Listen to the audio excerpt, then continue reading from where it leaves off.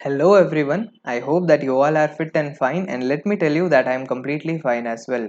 In the previous video we had discussed the concept of year, that is what is financial year, what is previous year and what is assessment year.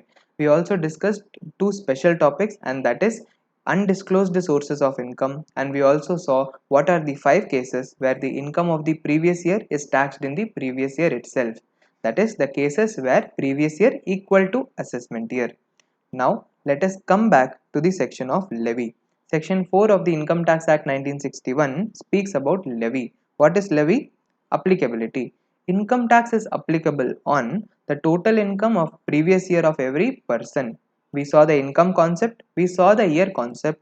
Now let us jump to the person concept. It is very important to know who and all are covered in the definition of person, because only if someone is covered in the definition of person, they should pay income tax. If not, they need not pay any income tax. Hence, let us see who and all are covered in definition of person. But before that, we should know the meaning of two terms, and that is assessment and assessee. Firstly, let us start with assessment. Section 2 Clause 8 of the Income Tax Act 1961 defines the word assessment, and it means the procedure of determining the income by the assessing officer. So when the assessing officer comes and he determines or calculates the income of the assessee. Who is assessee? I told you assessee is taxpayer, correct? So when assessing officer comes and calculates the income of the assessee, then it is called assessment. Okay, assessment is done in the assessment year. Income is earned in the previous year. Are you able to link with the year concept? Okay, so assessment is done in which year? Assessment year. Now assessment can be of two types. It can be normal assessment or reassessment. Normal assessment means what? When the assessing officer does the assessment for the first time, it is called normal assessment. Then what is reassessment? As the word suggests, when assessment has already been done, when the assessing officer comes once again and starts reassessing the income, it is called reassessment. Now you need not worry, because reassessment is covered in CA final level, so it is not applicable to you. Okay, there are many examples of reassessment like income escaping assessment, search, seizure, etc., etc. It all will be discussed in final level. Even normal assessment concepts, most of them are discussed in final level, but in inter, only one concept in normal assessment is covered, and that is self assessment. What is self assessment? The word itself has the meaning in it. Self assessment means when the assessee himself comes and tells that this is my income and this is my tax. This is called self assessment, where the assessee himself calculates and determines his income and tax payable. It is called self assessment. Okay, self assessment is also a part of normal assessment, and this self assessment we are going to learn in the last chapter. Fine, that is the return of income chapter. Now let us see the next definition, and that is assessee definition as per section 2 clause 7 of the Income Tax Act 1961. Already what did I tell you? Assessee means taxpayer. However, the definition is even more detailed. Now let us properly understand what is the meaning of assessee. Okay, first and foremost, who is an assessee? Assessee is a person by whom any tax or other sum is payable. So a person by whom a tax is payable is called assessee. Now what is this other sum? Other sum can be any other amount that is payable as per the Income Tax Act. Any other amount includes interest, okay, it includes fees, it includes penalty, etc., etc. And all these terms, as and when we progress in the course, we are going to know about the meaning of all these terms. But for now, you know that if any amount is payable by a person as per the income tax law, then that person is called assessee. Okay, next, whom and all else are covered in the definition of assessee? Let us see. Proceeding is against initiated for the assessment of. Proceeding is initiated for the assessment of his income. For example, okay, I am telling the income tax department that I do not have any income at all. But the income tax officer or the assessing officer feels that I am having a income. Hence he wants to find out. So what he will do? he will start a proceeding against me. Proceeding means what? Action. He will start action against me. Okay. Action can be by assessing officer. So he will start an action against me to determine my income. So when he starts a proceeding against me, I will automatically become an assessee. Okay. I will automatically become an assessee. Hence, when the assessing officer comes and takes an action on any person, that person will become assessee. So on his income. Next, proceeding is initiated for the assessment of income of other person in respect of whom he is taxable. Sometimes what happens is, it might not be necessary that only I am responsible for my own income. I can be responsible for some other person's income as well. For example, in the next page, when you see, there is a meaning of individual. In individual, you can see for a minor, the assessment is done on the guardian. Okay, for a minor, the assessment is done on the guardian. Since the minor's age is less than 18 years, income tax department will not go after a minor. Income tax department will go after the guardian of the minor. In such case, the guardian will automatically become an assessee. You get my point? Hence, if assessing officer wants to take an action on the minor, then he will start an action against the guardian. In such case, the guardian will become an assessee. You get my point? Next, proceeding initiated for the assessment of his loss or such other person's loss. Sometimes I might not disclose my income. Sometimes I can also overstate my loss. Okay, if I do not disclose my income, income tax department will come after me. Next case is what? If I overstate my loss, in such case also income tax department will come after me. Overstating loss means what? For example, loss of 2 lakhs is shown as 10 lakhs. For example, my actual loss is only 2 lakhs, but I am telling the department that my loss is 10 lakhs. Now, assessing officer will obviously feel suspicious and he will start a proceeding against me. In such case, I will automatically become an assessee. Okay, and for such other person also. So, even for example, if I am having a son, in reality, I am not having a son, but let us just imagine that I am having a son. Okay, and that son is showing a loss. Now department can't go after my son because he would be 18 years or less, okay, of age, and that is why they will come after me. Less than 18 years of age, that is why they'll come after me. In such case, I will become an assessee. Next, his refund or such other person's refund. Now Kanna, when I was discussing the steps to calculate total income, I told you that at the end of the calculation, income tax can be payable also or refundable also. Now, if I am telling the department that my refund should be 1 lakh rupees, but in reality my refund only should be 30,000 rupees. I am telling the department that my refund should be 1 lakh rupees. In such case, since I am overstating my refund, the income tax officer will come and start a proceeding against me. In such case, I will become an assessee automatically. Okay. Next, whom and all else are covered in the definition of assessee. Number 3 is deemed assessee. Deemed assessee means what? Deeming means what? Let us know. Deemed. Deemed word will be used in multiple places in your income tax law, and now itself you know the meaning really clearly. Deemed means income tax law will create a fiction. Income tax law will create a fiction means it will imagine that you are the assessee. It will imagine that you are the assessee, or it will assume that you are the assessee. In such case, you cannot do anything. You are automatically will be considered assessee. Okay. So if the law tells that you are an assessee, then you are an assessee. Okay. Matter over. So deemed assessee means an assessee who is considered an assessee as per the income tax law. He might not be covered in the definition that we discussed now, but if income tax act tells that he is an assessee, then he will automatically be considered an assessee. Similarly, number 4, deemed assessee in default. Assessee in default means what? Default word itself is used for some person who has done something wrong. Who has done something wrong. So if any person is an assessee in default, then obviously he will also become an assessee. Assessee in default means what? Assessee in default means an assessee who has done something wrong. If a person has done something wrong, and if the Income Tax Act is calling him an assessee in default, then automatically he will also be considered as assessee. You get my point? As and when we progress, you will get even more clear with the concept.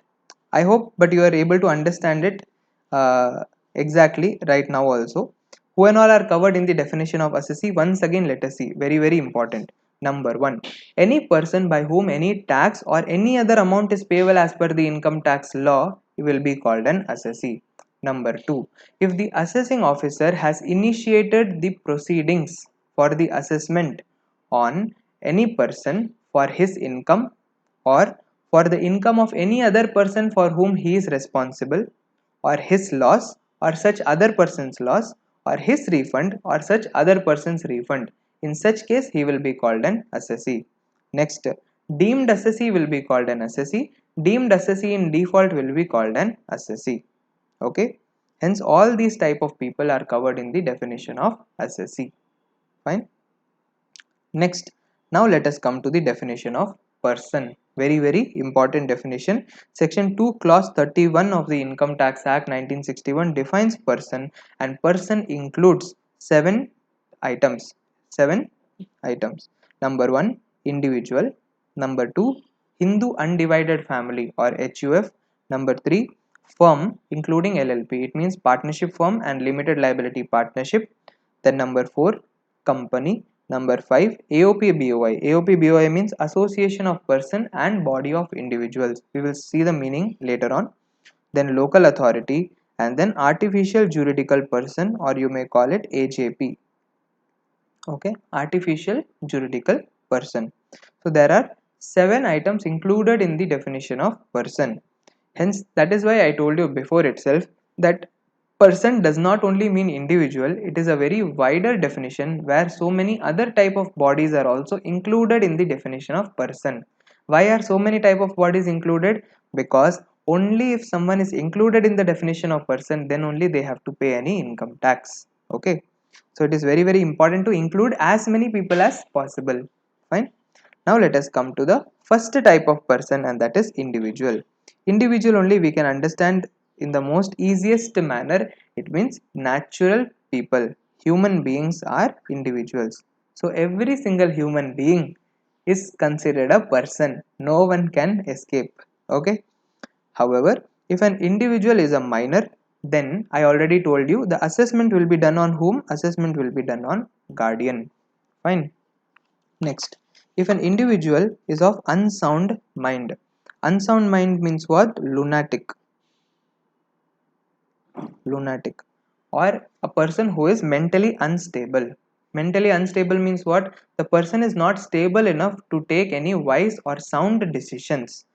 Hence, the person will be called unsound mind. If a person is of unsound mind, then the assessment of such person will be done on their manager.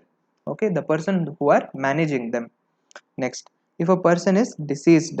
Deceased means what? They have expired or died. If a person has died, then also Income Tax Act will not leave them.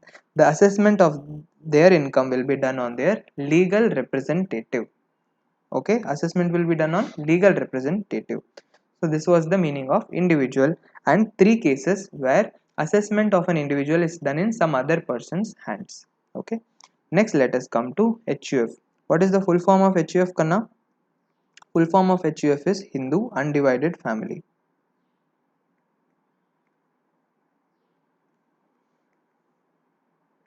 Hindu Undivided Family. So Hindu Undivided Family also is a type of person. But you know what is strange? That the definition of Hindu Undivided Family is not there in the Income Tax Act itself. Then how can we know the meaning of Hindu Undivided Family? We have to know the meaning as per the Hindu law. As per the Hindu law, Hindu undivided family means all males lineally descended, all males lineally descended from common ancestors, including wife and daughter. Okay, all the males lineally descended from a common ancestor including wife and daughter. So for example, if a person is there, okay, he is having children, okay, then they are his lineal descendants.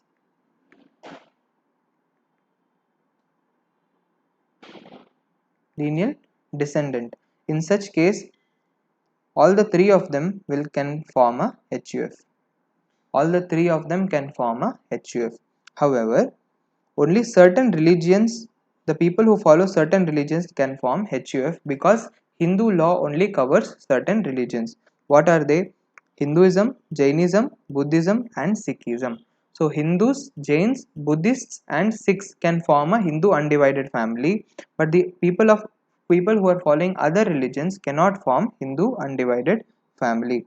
For example, Muslims or Christians cannot form a Hindu undivided family because they are not covered under the Hindu law.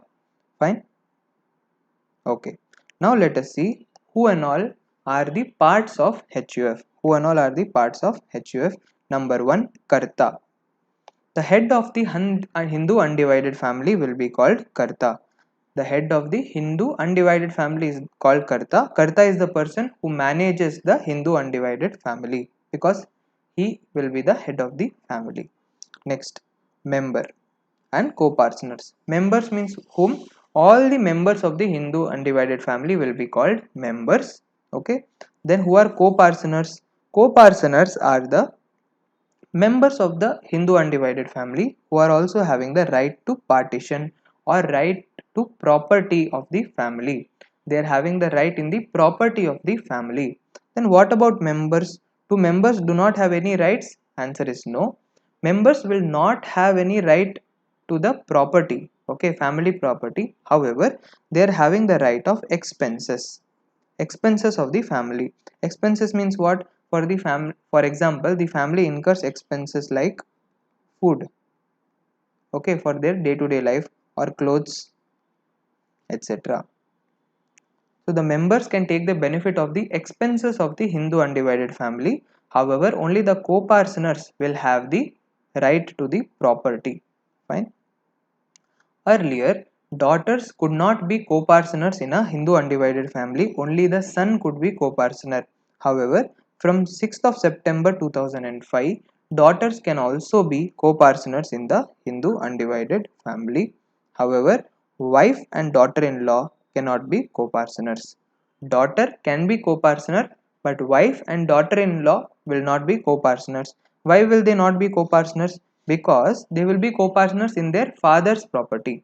Since they will be co-partner in father property, they will not be co-partner in husband property, husband or father-in-law property. You get my point? Now let's come to school of Hindu law.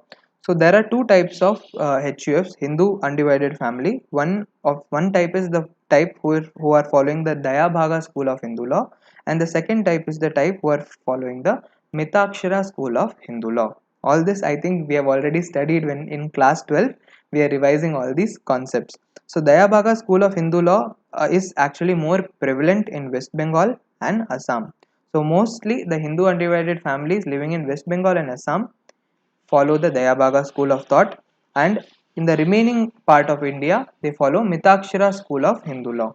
In Dayabhaga school, there is no right in the family property till the head of the family dies. Till the head of the family dies. So only when the head of the family dies, the next generation will get the right in the family property. Till then they will not be having rights. That is why only the father and his brothers will be the co-partners. Okay. And only when the father dies, his sons or daughters will be having the right in the family property. Till the father is not till the father is alive, the father only will be having the right to the family property. You get my point? However, in Mitakshara school of Hindu law, right is by birth and not by succession. That is why even the children will become co-partners. Even the children will be co-partners. Co-partners. So even when the father is alive, still the children will be having the right in the family property. But in Dayabhaga school of law, only when the father expires, their children will be his children will be having the right in the property. You get my point? Okay, so that was about Hindu law. Now let me also share some fun facts. This is not there in your syllabus, but still let me just tell certain points. So what will happen if co-parsoner converts religion?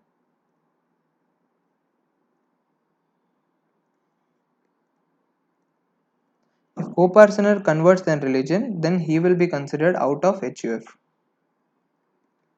He will not be the part of HUF anymore because the HUF itself depends on the religion. Okay, next. One more fun fact, one HUF can contain another HUF.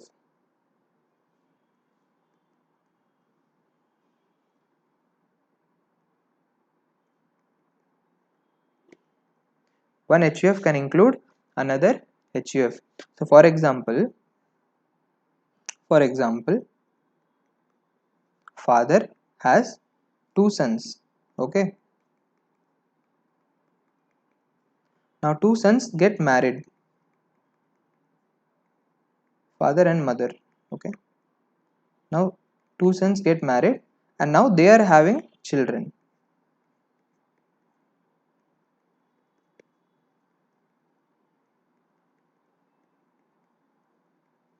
Fine. Father and mother are having two sons. Now both the sons get married and now they are also having children. Now this father, this entire family can be called a HUF. Okay.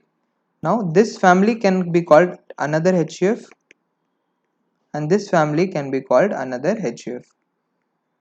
That is why I told one HUF can include another HUF as well. You get my point? I hope you are clear. Now let us come to the next definition, that is the definition of firm. Let us come to the definition of firm.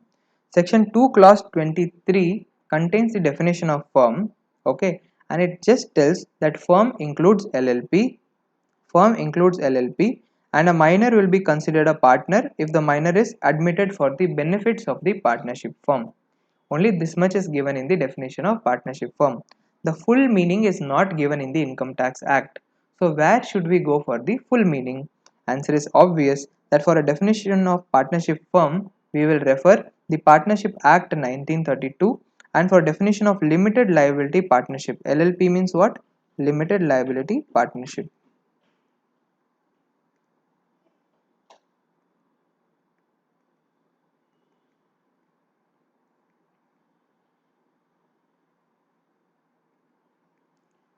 For definition of LLP, we will refer the Limited Liability Partnership Act of 2008.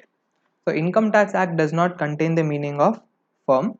It only tells that firm includes a limited liability partnership and a minor will be considered a partner if the minor is admitted only for the profits of the partnership firm or the benefits of the partnership firm. So this was the definition of firm as per the Income Tax Act, and we have now we have covered three type of persons. The remaining type of persons we will cover in the next video.